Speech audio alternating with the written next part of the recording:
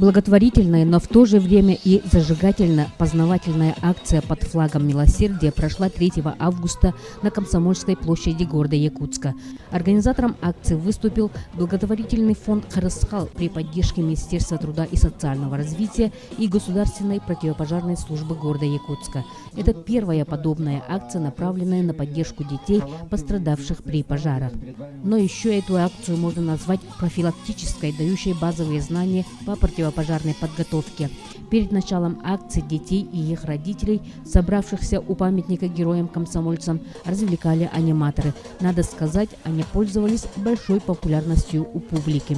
Началась акция с конкурса танца. Желающих было немало, да и возраст участников колебался от 5 до 13 лет. За лучший танец боролись несколько команд – очкариков, ушастиков и с крутыми прическами.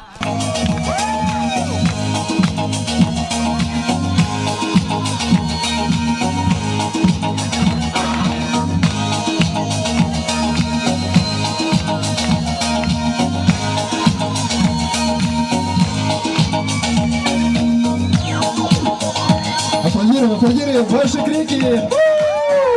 Перед вами суперзвезды, группа «Очёшки».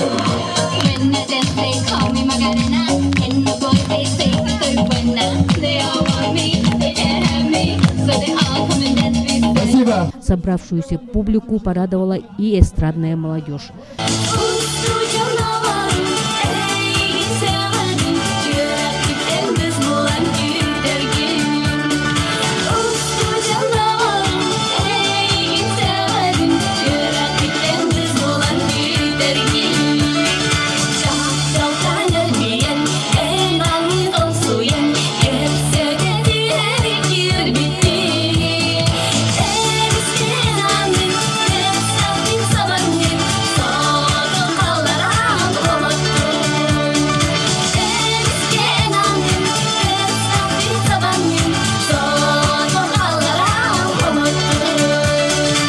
И вот долгожданный момент – викторина на знание противопожарной темы.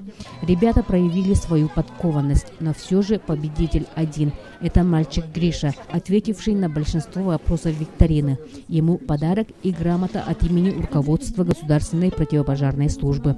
Организаторы надеются, что эта первая акция, проведенная в поддержку детей, пострадавших на пожарах, станет традиционной. А мы надеемся, что профилактика и подкованность в случае пожара избавит нас и наших детей от новых бед. Вы смотрели репортаж Ларисы Бай.